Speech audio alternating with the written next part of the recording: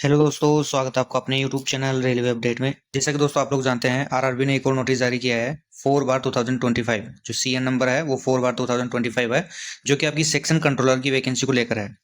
और जो इसका डिटेल नोटिस है वो आ चुका है।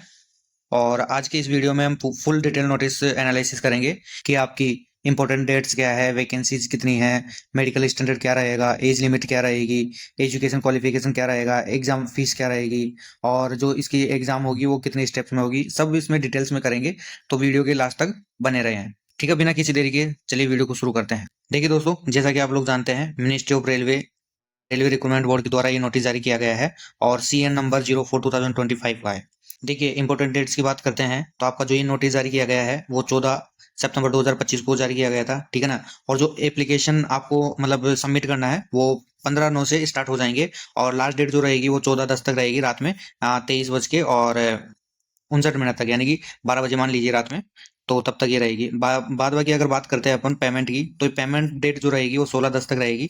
ठीक है ना। और जो आप अपने इसमें क्या बोलते हैं फॉर्म में जो करेक्शन कर सकते हैं ना, वो 17/10 से लेके 26/10 तक आप ये विंडो ओपन होगी इसकी करेक्शन की। तो अगर फॉर्म में कुछ भी गलती होती है तो आप उसको करेक्शन कर सकते हैं।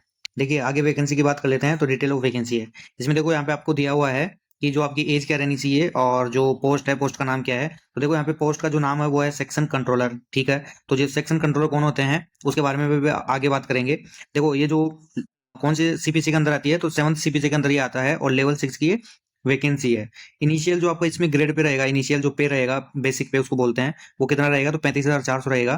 ठीक है ना। और जो ग्रेड पे जिसको बोलते हैं वो 4200 ग्रेड पे आपकी वैकेंसी है। मेडिकल स्टैंडर्ड इसमें रहेगा वो क्या रहेगा, A2 मेडिकल स्टैंडर्ड इसमें चाहिए। ठीक है ना। और जो प्रेस्क्राइब्ड एज दी गई है, मतलब कहने का मतलब ये है कि जो आपकी एज है ना वो 1/1/2026 तक आपकी 20 से तो कम और 33 से ज्यादा नहीं होनी चाहिए। इसमें स्पेशल केस दे रखे हैं जहाँ पे आपको एज रिलैक्सेशन दे रखा है, जैसे ओबीसी में 3 साल का है। ठीक है ना। ST SC में 5 साल का है। बाकी पीडब्ल्यूडी कैंडिडेट्स है उनमें एक्स्ट्रा दी हुई है। ठीक है ना। टोटल वैकेंसीज की बात कर लेते हैं तो आपकी जो टोटल वैकेंसीज है वो है 368। यानी कि 368 ये वैकेंसी है, ये ऑल ओवर इंडिया के अंदर है। फिर इसमें जोन वाइज वैकेंसी दे रखी है, वो भी अपन एक अलग से वीडियो में एनालिसिस कर लेंगे क्योंकि ये वीडियो बड़ा हो जाएगा। ठीक है ना। आगे देख लेते हैं वो डिटेल। देखिए, एग्जाम की अगर बात कर लेते हैं तो एग्जाम पैटर्न की अगर बात करते हैं तो देखो, पहले बात तो आपका जो एग्जाम होगा ना वो केवल सिंगल सीबीटी में होगा, यानी कि एक सीबीटी होगा। यहाँ पे आपका दिया हुआ है सिंगल सीबीटी, यानी कि कंप्यूटर बेस्ड टेस्ट, यानी कि सीबीटी आपका वन ही होगा केवल। ठीक है ना। एनटीपीसी की तरह दो सीबीटी नहीं होंगी, इसमें ओनली वन होगा। उसके अलावा फिर आपका एक है सीबेट। सीबेट यानी कि आपका रहेगा साइको।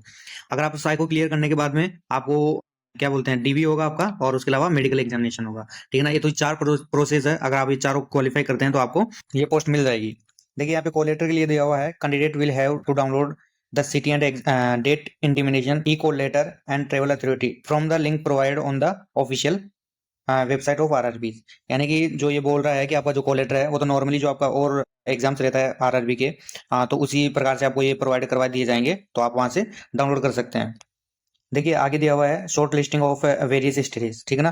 तो यानी कि जो अलग अलग इसकी स्टेजेस है उसमें आपको किस प्रकार से आपका जो सिलेक्शन किया जाएगा, कितना टाइम्स आपको लिया जाएगा। तो देखो यहाँ पे साफ साफ दिया हुआ है, जो आपकी सीबीटी 1 होगी ना उसमें आपको जो है 8 गुना पास किए जाएंगे सीबेट के लिए, यानी कि जो आपकी साइको है उसके लिए आपको 8 गुना पास किया जाएगा। यानी कि आपकी टोटल वैकेंसी है 368, उसका 8 गुना आप ले लीजिए, लगभग हो जाएगा 2900 के समथिंग। ठीक है ना। तो इतने बच्चे आपको ये पास करेंगे आपके सीबीटी 1 में। उसके बाद में जब साइको होगा तो साइको में फिर ये 1/1 के हिसाब से आपका जो डीबी और मेडिकल है ना उसके लिए 1:1 में ही बुलाया जाएगा, यानी कि जितनी वैकेंसी है उतना ही बुलाया जाएगा। देखो, आगे दिया हुआ है नेगेटिव मार्किंग, तो 1/3 आपकी नेगेटिव मार्किंग रहेगी। देखो, बाकी यहाँ पे नॉर्मलाइजेशन का दिया हुआ है, तो वो आपका जो जितनी सीबीटी में आपकी एग्जाम होगी ना उसके हिसाब से आपका ये नॉर्मलाइजेशन किया कर दिया जाएगा। फिर आगे बताया गया है कि जो भी शॉर्ट लिस्टेड कैंडिडेट होंगे उनको डीबी के लिए जो आरआरबी की ऑफिशियल वेबसाइट है वहां पे और ईमेल और मैसेज के द्वारा उनको इन्फॉर्म कर दिया जाएगा। बाकी वो इक्वलेटर डाउनलोड कर सकते हैं डीबी के लिए। ठीक है ना। देखिए, आगे मेडिकल स्टैंडर्ड के बारे में दिया गया है कि पोस्ट के लिए आपको क्या मेडिकल स्टैंडर्ड रहना चाहिए आपका। देखो, यहाँ पे दिया हुआ है मेडिकल स्टैंडर्ड। ठीक है ना। उसके अलावा फिर यहाँ पे है जनरल फिटनेस, क्या फिटनेस आपकी रहनी चाहिए, और विजुअल एक्यूटी। तो देखो, आपका जो मेडिकल स्टैंडर्ड है ना वो आपका A2 रहना चाहिए। ठीक है ना। यानी कि मेडिकल स्टैंडर्ड कितना A2 रहना चाहिए। उसके अलावा आपका जो फिटनेस है वो आप फिजिकली फिट होने चाहिए, ऑल रेस्पेक्ट। ठीक है ना। और उसके अलावा डिस्टेंस विजन की बात करते हैं तो आपका 6/9 विदाउट ग्लासेस होना चाहिए, नो फॉगिंग टेस्ट रहना चाहिए। ठीक है ना। उसके अलावा नाइट विजन की बात करें, सॉरी नियर विजन की बात करें, तो SN 0.6 और 0.6 होना चाहिए विदाउट ग्लासेस। उसके अलावा आपको है ना, देखो ये जितने भी टेस्ट दिए हुए हैं, कलर विजन, बाइनोकुलर विजन और नाइट विजन, मायोपिक विजन, तो ये आप सभी में ये पास होनी चाहिए। ठीक है ना। इनमें से आपको कोई भी दिक्कत नहीं होनी चाहिए। देखिए दोस्तों, वैसे वैसे तो मैंने आपको एज बता दिया है कि 1/1/2026 तक आपकी 20 से लेके और 33 तक एज रहनी चाहिए। तो देखो यहाँ पे आपकी जो कैटेगरी वाइज भी एज दिया हुआ है, यहाँ पे देखो एज ग्रुप दिया हुआ है, वो दिया हुआ है 20 से 33, ठीक है ना। यानी कि आपकी मिनिमम जो ये क्या बोलते हैं एज होनी चाहिए वो 20 होनी चाहिए और मैक्सिमम 33 होनी चाहिए। तो देखो यहाँ पे यूआर और ईडब्ल्यूएस की है वो 2/1/1993 से मतलब 2025 तक है ना, ये सॉरी 26 तक ये काउंट होनी चाहिए। बाकी आप ओबीसी की देख सकते हैं और एसटी एससी की देख सकते हैं, ठीक है ना। आप इस कैटेगरी में आते हैं तो आप जो भी जिस कैटेगरी में आप आते हैं वो आप चेक करके आप देख सकते हैं कि आप मतलब ओवर एज है या फिर आप इसमें अप्लाई कर सकते हैं। उसके अलावा आप देखेंगे तो यहाँ पे देखो सबको है ना एज रिलैक्सेशन दिया हुआ है, जिस जिस कैटेगरी में जैसे जैसा है वो सबका ये है। एक बार आप ये नोटिस देख लेना, ठीक है ना। आप जिस कैटेगरी में आते हैं वहां पे आके आप देख सकते हैं आपको कितने ईयर का आपको मतलब जो एज रिलैक्सेशन दिया जाएगा और किस कंडीशन में दिया जाएगा, ठीक है ना। देखिए यहाँ पे आपको दिया गया है एग्जामिनेशन फी। तो आप देख सकते हैं यहाँ पे फॉर ऑल कैंडिडेट्स के लिए लिखा हुआ है कि 500 रुपये आपके यहाँ पे एग्जामिनेशन फी है, जिसमें आपको 400 रुपये रिफंडेबल है। यानी कि जब आप CBT 1 दे देंगे ना तो आपको अगर मान लो आपका सिलेक्शन नहीं होता तो 400 रुपये आपको मिल जाएगा। बाकी जैसे यहाँ पे दिया हुआ है ST SC और ये फीमेल ट्रांसजेंडर एक्स सर्विसमैन, इनको है ना 250 रुपये इनकी चार्ज लगेंगे। और फर्स्ट एग्जाम ये देते हैं तो इनका क्या बोलते हैं 250 रुपये वापस रिफंड हो जाएगा, इनका कोई चार्ज नहीं कटेगा। यहाँ पे ओबीसी जनरल वालों का 100 रुपये कटेगा। देखिए रिक्रूटमेंट प्रोसेस मैंने वैसे तो आपको बता दिया है कि एक तो सिंगल CBT होगा, उसके बाद में CBT होगा, फिर डॉक्यूमेंट वेरिफिकेशन होगा और फिर मेडिकल होगा।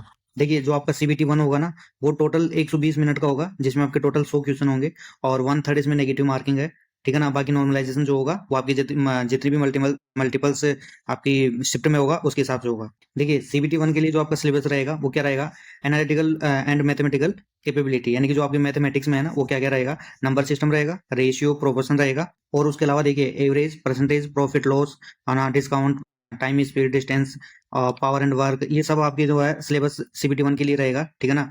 यहाँ पे देखो दिया हुआ है प्रोबेबिलिटी एंड स्टेटिक्स है, ये बहुत यानी कि दोनों ये भी रहेगा टॉपिक और लेकिन इसका बेसिक लेवल रहेगा, ठीक है ना। देखिए मैथमेटिक्स में दूसरा टॉपिक है आपका डाटा एनालिसिस और इंटरप्रिटेशन, ठीक है ना। इसमें आपका जो रहता है ना ये पाई चार्ट वगैरह ये सब इसी के अंदर आता है, डाटा डाटा सफिशियंसी का और डाटा अरेंजमेंट का, ये सब इसी के अंदर है। देखिए अगर रीजनिंग की बात करते हैं तो आपकी लॉजिकल रीजनिंग रहेगी, जिसमें बाइनरी लॉजिक रहेगा, सिलोजिज्म रहेगा, क्लॉक रहेगा, कैलेंडर रहेगा, अजम्पशन रहेगा, ब्लड रिलेशन रहेगा, फैमिली ट्री रहेगा, ठीक है ना। उसके अलावा आपके पास जो पजल से रिलेटेड जो क्वेश्चन है वो रहेंगे। देखिए इसी का दूसरा पार्ट है रीडिंग कॉम्प्रहेंशन। देखो यहाँ पे दिया हुआ है कि आपको है ना ये जो सब्जेक्ट दी हुई है history, society, literature, science, environment, इन किसी में से भी आपको एक पैराग्राफ दिया जाएगा और उससे रिलेटेड आपसे क्वेश्चन पूछे जाएंगे, ठीक है ना। देखिए आगे रीजनिंग का तीसरा भाग है जिसमें एनालॉजी और series completion, solving, coding, decoding, ठीक है ना, रैंकिंग, अरेंजमेंट, ये वाले क्वेश्चन से रिलेटेड आपसे ये क्वेश्चन पूछे जाएंगे। तो देखो यहाँ पे मार्क्स सेक्शन की बात कर लेते हैं तो टोटल आपका जो ड्यूरेशन रहेगा वो 120 मिनट का रहेगा और जो टोटल नंबर ऑफ क्वेश्चन रहेंगे वो 100 नंबर के रहेंगे और मतलब एक क्वेश्चन 1 नंबर का रहेगा, 100 क्वेश्चन रहेंगे तो 100 नंबर का आपका ये पेपर रहेगा, जिसमें आपका एनालिटिकल और मैथमेटिकल कैपेबिलिटी जो है वो 60 नंबर की रहेगी और जो लॉजिकल कैपेबिलिटी है वो 20 नंबर की है और जो मेंटल रीजनिंग है ना वो 20 नंबर की है। ऐसे करके आपका टोटल जो स्कोर रहेगा वो 100 रहेगा, ठीक है ना। तो ये था दोस्तों आपका जो नोटिस, जो डिटेल नोटिस आया था। वैसे तो इसमें बहुत सारे पेज है, सबको मतलब एक साथ एक वीडियो में नहीं एक्सप्लेन कर सकते हैं, तो मैं इसका एक एक काम करूंगा, मैं इसके ना टॉपिक वाइज अलग अलग जैसे डीवी के लिए और आपका जो वैकेंसी है, वैकेंसी मैंने आपको बताया है, लेकिन वो आपको क्या बोलते हैं जोन वाइज मैंने नहीं बताई है, तो वो उसके लिए मैं अलग से एक वीडियो बना दूंगा क्योंकि ये वीडियो लॉन्ग हो जाएगा। आई होप आपको ये नॉलेज अच्छी लगी होगी। हम मिलते हैं अगले वीडियो में, वीडियो को लाइक कीजिए, शेयर कीजिए और चैनल को सब्सक्राइब करना ना भूलिए। धन्यवाद दोस्तों, मिलते हैं अगले वीडियो में।